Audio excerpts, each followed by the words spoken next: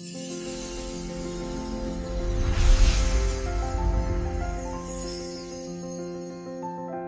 want you to picture something. It's 3:00 a.m. The classic 3 a.m. wake up. Exactly. You are staring at the ceiling. The house is completely quiet, but your brain is just screaming. Running through all the what ifs. Yeah, and the thought loop is always the same. It's always, did I pick the wrong life? Oh, that is brutal. It is. Maybe you are 10 years into a career that suddenly feels like a cage, or you're wondering if you should have moved to that other city when you had the chance. Or you're just paralyzed because you haven't found that one singular purpose that, everyone on social media seems to have perfectly figured out. Right. Everyone has a calling, but it's this massive pressure to find your true calling. Which is honestly the universal modern anxiety, the paralyzing fear that there is a right answer to the test of life, and you are currently failing it. But today, we're going to look at some research that suggests that the entire premise is flawed. The idea that you have a single true calling is actually the problem. Yes. We're doing a deep dive into a conversation from the Mel Robbins Podcast. She spoke with Dave Evans and Bill Burnett. And these two are heavy hitters in this space. They really are. They aren't just motivational speakers. They are Stanford professors who run the Life Design Lab. Which is a real thing. Oh, it's huge. They've been teaching this specific course for nearly 20 years. It is one of the most popular classes in Stanford's history. And the framework hasn't just stayed at Stanford. It's spread to over 600 universities. Now, their background is actually in design, like actual product design. Right. Didn't they work in tech? Yeah. They designed the first mouse for Apple. They worked on early laptops.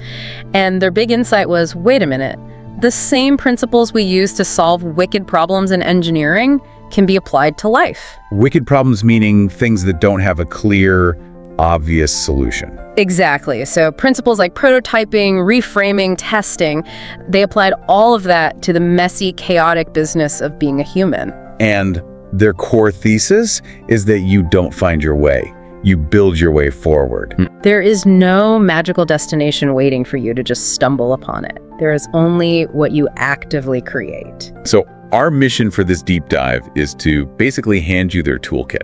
We're going to cover the Odyssey Plan, the concept of prototyping your life, and this mathematical concept called the 14% mindset. Which honestly changed how I look at my own calendar. Let's start with that mindset, actually. The 14% rule. Yeah, because when I first saw the notes on this, I thought, 14%, that sounds like a failing grade. It does sound pretty dismal at first, but stick with me here. Dave Evans uses this brilliant thought experiment involving a linear particle accelerator. Okay, lay it on me. So imagine you are a subatomic particle, and you get fired down a tube at 99.99% the speed of light. Fast. Very fast. Now, in quantum physics, at that speed, things get weird. You actually stop being a single point in space and time. You sort of smear out. Smear out. Yeah, you are essentially everywhere in the tube at once. You are experiencing the multiverse of yourself. Okay, so in this metaphor, I'm seeing every possible version of my life simultaneously. Like the version where I'm an astronaut, the version where I'm a chef, the version where I never left my hometown. Precisely. You see all the branching paths. And Evans asks people a very simple question. If you could see all those possible lives, how many of them would you actually want to live? I feel like most people would say way more than one. They do. The average answer is 7 or 8. Wow. Most of us feel we have enough capacity, enough talent, enough interest to live 7 or 8 completely different, full, happy lives. Okay, so I have 8 potential lives inside me. Yes. But, and here's the cruel reality of physics, I only have one body. I only have one timeline. And that is exactly where the math comes in. If you have roughly 7 lives worth of potential inside you, but you only get to live one of them, that means you are mathematically destined to experience only about 14% of your total personhood. Okay, stop. Because that sounds absolutely terrifying. Oh, I knew. You're telling me I am guaranteed to miss out on 86% of who I could be. How is that supposed to make me feel better? It sounds like a recipe for existential panic. It really does. Yeah. That is the literal definition of FOMO. Huh. Fear of missing out. But Evans and Burnett argue that this is actually the most liberating math equation you will ever learn. How is realizing I'm missing 86% of my life liberating? Because it proves that you are a highly capacious creature. You are bigger than your lifetime. Okay. The tragedy isn't that you picked the wrong life. The reality is that you just had too many right lives to choose from. Oh, wow. Right. It reframes the whole decision. It's not success versus failure. It's option A versus option B, where both are actually good. So if you accept that you will never get to do everything you're capable of, you can just stop trying to cram 100% of your potential into one single timeline. Exactly. You can move from FOMO to JOMO, the joy of missing out. JOMO, I like that. You realize I am choosing this 14% right now, and I'm going to savor it, knowing I had to leave other really cool stuff on the table. That does take a lot of the weight off. It stops me from endlessly looking for the perfect path that covers everything, because logically, that path just doesn't exist. It frees you from the optimization trap. But this brings up a very practical problem. Which is? If I have these 7 other lives inside me, how do I know which one to pick next? Because most of us just default to the one we're already in simply because it's safe. That is the trap. And that is exactly why they developed a tool called the Odyssey Plan. This is the workshop tool they use with their students at Stanford. It is. And for you listening right now, you can literally do this on a napkin today. You need to map out 3 distinct 5-year timelines. Not just one plan. 3. 3 completely different plans. Okay, walk us through them. What is life 1? Life 1 is the status quo. It's the life you are currently living, just extended forward 5 years. Assuming everything goes well. Right. You get the promotion, the industry stays stable, your relationships hold up. What does your 2030 look like? Okay, that's fairly easy. That's just the default setting. What is life 2? Life 2 is the plan B. But here is the specific constraint. You have to imagine life 1 is suddenly gone. Gone, like fired. Like completely erased. Let's say AI takes your job entirely, or your industry just collapses, or a lot of changes, and you legally can no longer do what you do. Wow. You must make a living and find happiness doing something else. What is it? That's uncomfortable. It forces you to completely strip away your current professional identity. It really does. It forces resilience and shows you that you have backup skills. But life 3 is where the real magic happens. This is the wild card. This is the fantasy one. It's not just fantasy. It is a very specific psychological hack. The prompt goes like this.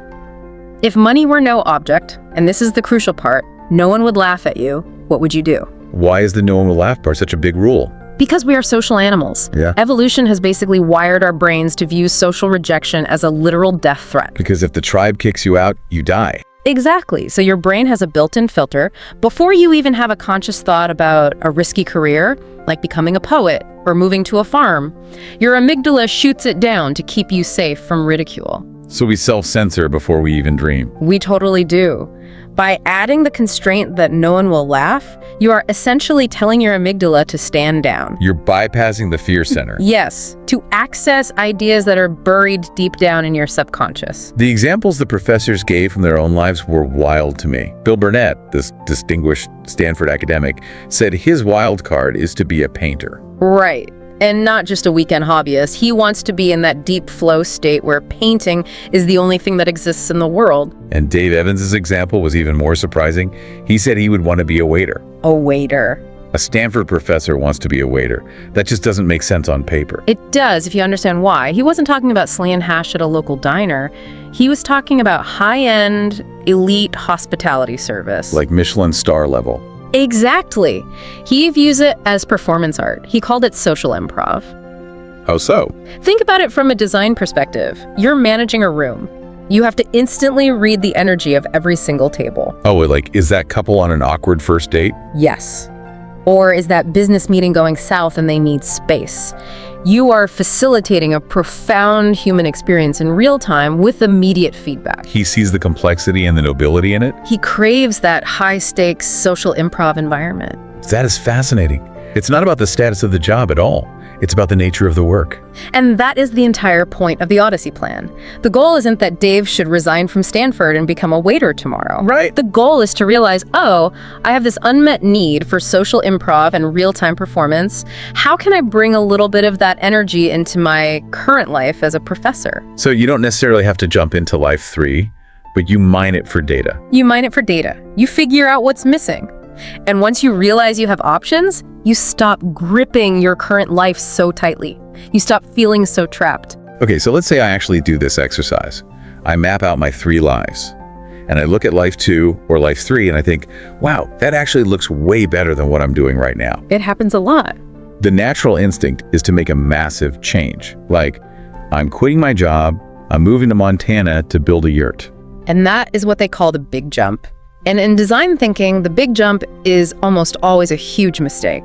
Why? If you finally figure out what you want, why not just go for it? Because you don't actually know what you want. You only know what you think you want. Wow. You have a hypothesis. If you quit your job to build a yurt, you are betting your entire life and savings on a guess. That makes sense. So instead of the big jump, they champion prototyping. Prototyping. This is straight out of their engineering background. You build a model before you manufacture the car. Correct. In life design, a prototype is a small, low-risk experiment that allows you to sneak up on the future. But how do you prototype a life? I mean, you can't just be a heart surgeon for a weekend. You can't perform surgery, no. But you can experience the life of a surgeon. And this brings us to a brilliant concept from the psychologist Dan Gilbert. Which is? Surrogation versus simulation. Okay, simulation is when we try to imagine the future in our heads. Yes. And human beings are notoriously terrible at it. We really are. When you simulate being a writer in your head, you imagine the book launch. You imagine the applause, the cool coffee shop vibes. You use your current brain to imagine a future state. And you completely forget to simulate the chronic back pain, the isolation, the stack of rejection slips. Exactly. You edit out the bad parts. Simulation is basically just a highlight reel. So if simulation is flawed, what is surrogation? Surrogation is admitting that your imagination can't be trusted. Instead of guessing what a life is like, you find someone who is actually living that exact life right now, a surrogate, and you ask them. But you have to ask the right questions. You can't just ask, how much money do you make? Right, because if you ask transactional questions, you get transactional answers. You need to ask narrative questions. Like what? I mean, what does your typical Tuesday actually look like? What is the one thing about your job that makes you want to quit? What do you feel like when you go home at night? You are trying to get a feel for the actual texture of their reality. Yes. And beyond just talking to people, you can actually do the thing on a micro scale. They call this the ride-along. There's a story in the source material that I think perfectly illustrates this, the story of the gymnast. Oh, I love that story. Can you break that down? Because it honestly felt like a movie script. It really did. So there was a Stanford student, let's call her Sarah. She was a high-level competitive gymnast, but she was also strictly pre-med. Two very demanding paths. Very. And she came into Dave's office hours in a total panic. She essentially said, I have to choose right now. If I go to med school, I kill the gymnast. If I pursue gymnastics, I'm throwing away my brain and my education. The classic binary choice. Option A or option B. Exactly. And Dave and Bill told her, don't choose yet. Prototype. How do you prototype that? They told her to start investigating performance art that wasn't just traditional competitive gymnastics. And she ended up finding a clowning troupe in San Francisco. Now, when most people hear the word clown, they think red noses and kids' birthday parties. Right, but this was high-level avant-garde physical theater, like Cirque du Soleil-style acrobatics. Okay, that makes more sense. So she didn't quit school. She just went to their workshops on the weekends. She prototyped the activity in the community, and she realized, I love these people. I love doing this work. And this led to a pretty radical outcome for her. It did. Through that specific network, she heard about an open audition for Cirque du Soleil. She tried out, really just to see what would happen, and she got in. So she ended up bailing on med school anyway. No, and this is the vital key to the story. She deferred. She pushed it back. She went to China and toured with Cirque du Soleil for 2 years. She lived out her life 3. She got the performance bud entirely out of her system. She lived that 14% to the fullest. And then, when she was truly ready, she came back and went to med school. She didn't have to kill one version of herself to let the other live. She just had to sequence them. Sequencing is a huge, often overlooked part of life design. We constantly think, I have to do it all right now. Right, everything all at once. But often you can do A, and then B, and then C. But she would never have known that was an option if she hadn't dipped her toe in with that first weekend clowning workshop. That is amazing. But let's look at a smaller scale example, because not everyone is going to literally run away and join the circus. Fair enough. What about the guy who just thinks he wants to write a novel? This is a classic example from Dave Evans's own life. He thought he wanted to be a writer, so he prototyped it. How? He didn't quit his job. He didn't rent a cabin in the woods. He just decided, I am going to write 2,000 words a day for 1 week. That is a very valid test. And he hated it. He hated it. He absolutely hated it. He realized very quickly that writing is incredibly lonely. You just sit in a room staring at a screen by yourself. And Dave is a very outgoing guy. Dave is a massive extrovert. He gets all his energy from being around people. He realized the idea of being a writer was romantic, but the actual daily experience of writing was miserable for him. And he learned that for free. He didn't have to quit his job and brood in a cabin for 6 months to figure that out. That is what they call failure immunity. Failure immunity. If the experiment is small enough and cheap enough, you can't actually fail. You just get data. Dave got the data that said, I am not a writer, and that is a huge win. I love that. Failure is just data. But I want to pivot to the listener who is sitting there right now thinking, okay, this is great if you're 22 or maybe 30. The age question. Yeah. They're thinking, I'm 50, I'm 60, I have a mortgage, I have kids in college. It is just objectively too late for me to prototype a whole new life. The too late myth. This is the single biggest barrier they see. And the professors attack this with cold, hard math. Walk us through the doctor's story, because I think this breaks the timeline argument completely. So Dave met a woman who was 54 years old. She had always wanted to be a doctor. But she told him, it's too late. I'm 54. By the time I finish all the training, I'll be old. Which feels like a completely valid concern. Med school is a notoriously long road. So Dave asked her, well, exactly how long will it take? And she did the math. 1 year of prerequisites, 4 years of actual medical school, 3 years of residency. That is 8 years of grueling, nonstop work. So she would be 62 when she finally finishes. 62. And Dave asked her the perfect design question. He said, if you don't go to med school, how old will you be in 8 years? She'll be 62 anyway. Exactly. Time passes regardless of what you do with it. But then he pushed her a little further. He asked, when do you plan to retire? And she said, I don't know, maybe 80? I want to stay active as long as I can. Okay, where's he going with this? Do the math. If she starts practicing medicine at 62 and works until she is 80, that is 18 full years of being a doctor. Wow. That is an entire career. That is thousands of patients helped. When you frame it like that, 18 years, it sounds massive. But we get so hung up on the startup cost. We do. We tend to think of ourselves as finished products. Yeah. Like, I am a 50-year-old accountant. The mold is set. But the design mindset says, we are a becoming. We are a becoming. You are a continuous process. If you decide you're done at 50 and you happen to live to 90, you have just decided to be stagnant for 40 years. That is a tragedy. It really is. We are a becoming. I like that phrasing. It means you've never actually arrived. You are always in beta testing. Always in beta. You can always run a new prototype. Now let's bring this down to the micro level. Because maybe you listening right now, maybe you don't want to change careers at all. Maybe you're totally fine with your job, but you just feel sort of blah. Just going through the motions. Right. You want more meaning right now, today. This is where the framework shifts from problem solving to problem finding. What's the difference there? A lot of people try to solve the wrong problem. They stare at the sky and ask, what is the meaning of life? That is a terrible design question. It's abstract, it's practically unanswerable, and it implies there is one grand answer out there hidden under a rock. It's the Hitchhiker's Guide to the Galaxy problem.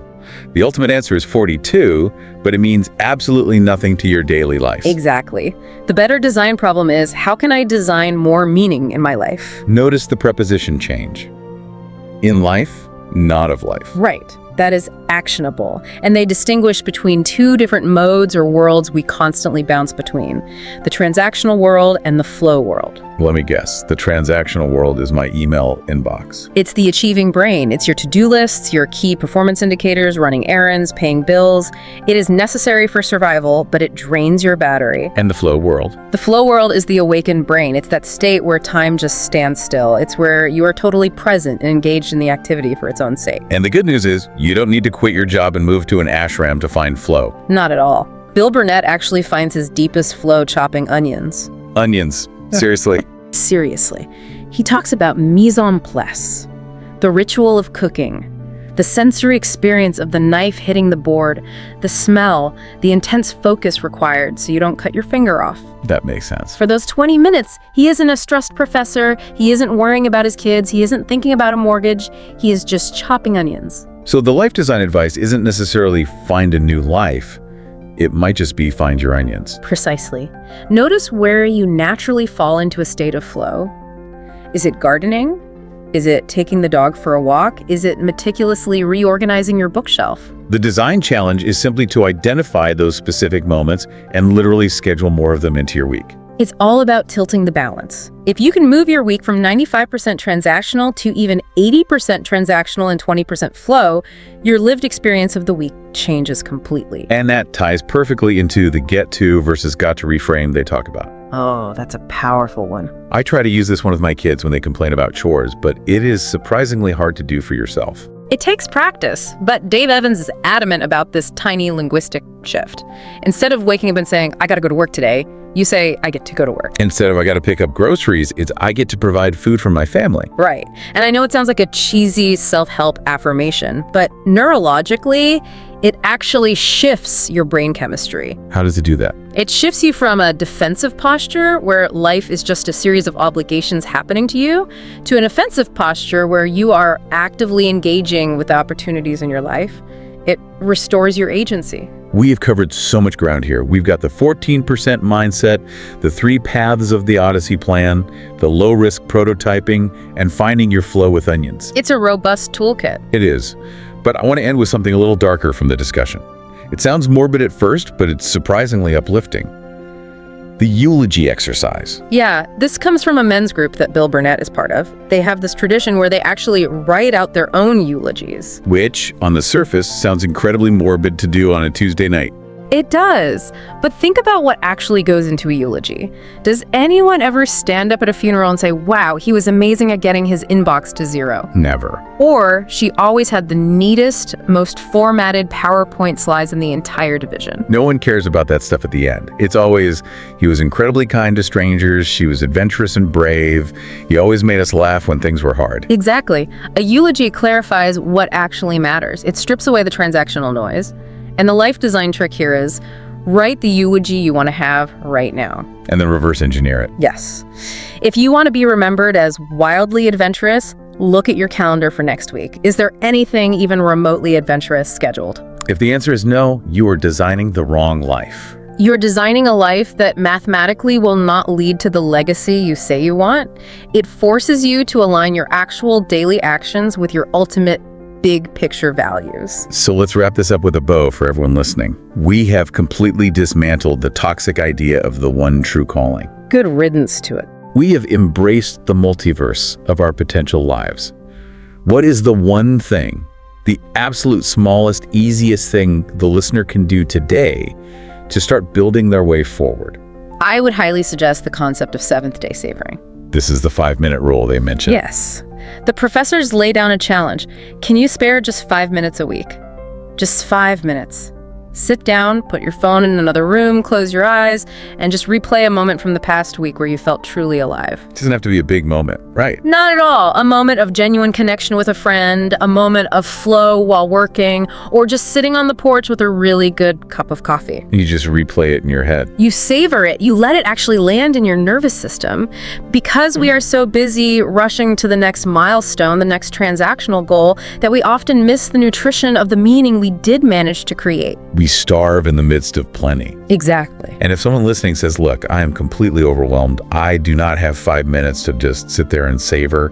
Bill Burnett has a very sharp retort for that exact excuse. He says, show me your screen time stats. Oh, yeah, that hurts. It cuts deep. We definitely all have 5 minutes. We do. And that 5 minutes of savoring actually trains your brain to notice meaning when it happens. And once you start noticing it, you can design more of it into your days. So here is your mission, should you choose to accept it. First, accept that you are only living 14% of your total potential, and that is completely, wonderfully okay. More than okay. Take a napkin and sketch out those 3 Odyssey plans, especially that Life 3, the wild card one where you assume no one will ever laugh at you. Let the amygdala rest. And then go find someone who is already living a life you are remotely curious about and buy them a coffee. Ask them narrative questions, don't simulate it in your head. Surrogate it in reality. And build your way forward. But I want to leave you with one final thought to mull over. We talk so much about the 86% of your potential that you leave on the table, the lives you won't live. What if the purpose of those unlived lives isn't to make you feel regret? Oh, I like where this is going. What if that 86% exists purely to act as the raw, creative fuel for the 14% you actually chose? The artist inside you doesn't need to be your career. It just makes you a much more creative accountant. The performer inside you makes you a better teacher. You aren't missing out on those other lives. They are quietly funding the one you're living right now. That is a beautiful way to look at it. Thanks for diving deep with us. We will see you next time.